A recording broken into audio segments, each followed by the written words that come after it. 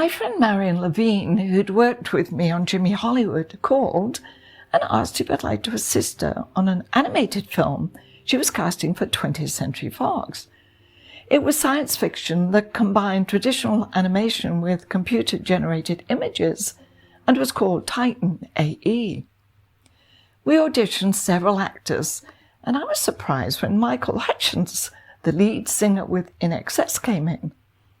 I didn't know he was an actor, but apparently he'd previously appeared in a few films, and his agent suggested him for one of the roles in Titan AE.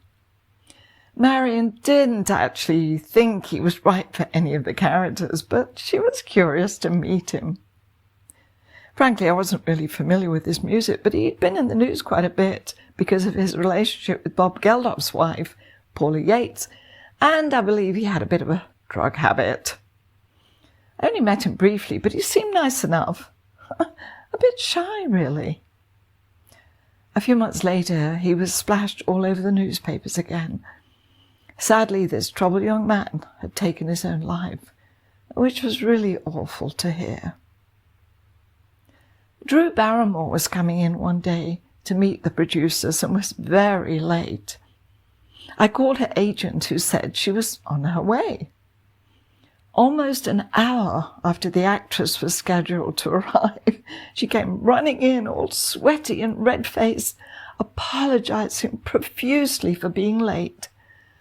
Her car had broken down a mile or so away from our offices, and in the days before cell phones, she relied on finding a phone box with no success. I ran as fast as I could, she explained breathlessly. I felt so sorry for her because the weather was extremely hot and sticky and definitely not ideal for vigorous exercise. I sat her down with a glass of water, told her to take a breath and not to worry about it. Then I showed her where the ladies' room was so that she could freshen up. I called her agent to let him know his client had arrived, and although the producers hadn't been too happy with Drew's perceived tardiness, when they realized how distressed and apologetic she was, they were very understanding and quite sweet with her. Anyway, there was no doubt that Drew would be cast opposite Matt Damon, who'd already been cast in the lead role. I was very glad to hear that her major effort had not been in vain. During the casting of this film, Marion, who was single, was in the process of adopting a little girl from China. Although it was a momentous task, and at times extremely frustrating, she couldn't wait to go to China to meet her little girl Lily. In the meantime, it had been close to 6 months since I'd seen Nathan, the boy I was preparing to foster, and I missed him so much. Then, out of the blue, I had a phone call from his mother, Krista. She wanted to thank me for everything I'd done for Nathan while he was living at Hollygrove. He talks about you all the time, she said, and he misses you. Would you consider coming to visit? Oh, this was music to my ears. Of course, I'd be happy to. Then Nathan got on the phone, and it was such a thrill to hear his voice. 2 weeks later, after I checked in at the Riviera Hotel in Las Vegas, I drove my rental car to the home of Nathan's mother, his stepfather and stepbrother Mario, who was 5 years younger than Nathan. The house was in a fairly decent area, a few miles from the Vegas Strip, and very nicely furnished and decorated. Krista and her partner, Emilio, worked in a retirement home. She was a carer, and he was a cook. It was very reassuring to see that they had jobs, and for all intents and purposes, it seemed a very stable situation. Oh, but appearances can certainly be deceiving. More on this in a future episode. For the time being, though, it was all happy families. It was wonderful being with Nathan after so long, and he seemed to be doing quite well. With Mario, we went to all kinds of Vegas attractions and shows, the child-friendly ones, naturally. And one day, Krista, who I liked, came along too. It was a very good visit, and I asked Krista if Nathan could come and spend a couple of weeks with me in Santa Monica during the summer holidays, and she agreed. I didn't tell her or Nathan that I'd been diagnosed with breast cancer. It didn't seem necessary. However, they might have wondered why I was on such a strict diet, even though I couldn't be as rigid with my macrobiotic food plan while I was away. After Nathan had first moved to Las Vegas, his social worker was intent on matching me with another little boy who I might foster. I spent time with a couple of boys, finally being matched with Cody, a sandy-haired 9-year-old who was a little withdrawn at first and not at all rambunctious like some of the other boys I'd met. Trust was a big issue with the children because they'd been let down by adults, and they'd often act out to test whether special friends, or mentors as we were going to stick around. So it was often challenging, but I always turned up for Cody when I said I would. This was, in fact, an important requirement of the Special Friend Program, that we never promise a visit and fail to appear.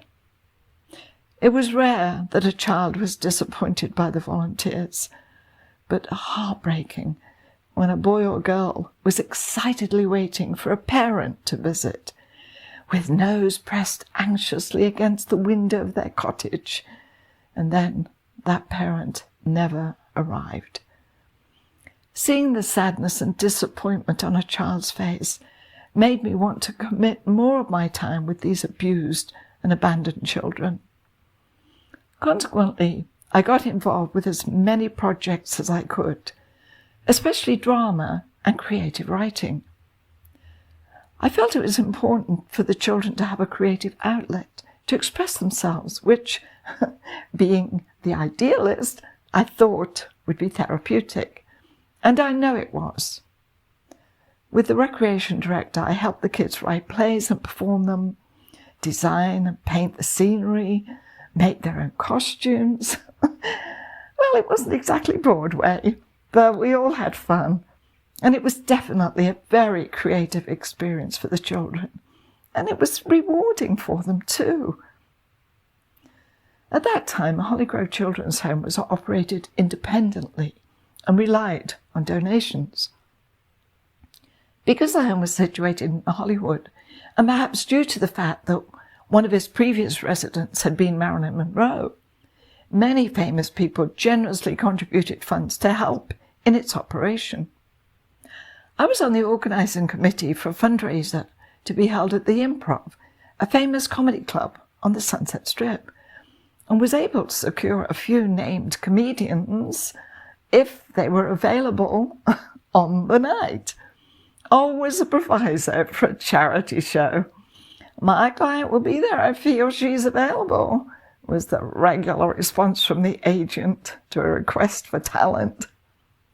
So, even though in our promotional material we'd advertise that certain names would be performing, we couldn't guarantee they'd actually turn up on the night. Nevertheless, we had to act as if and keep our fingers crossed.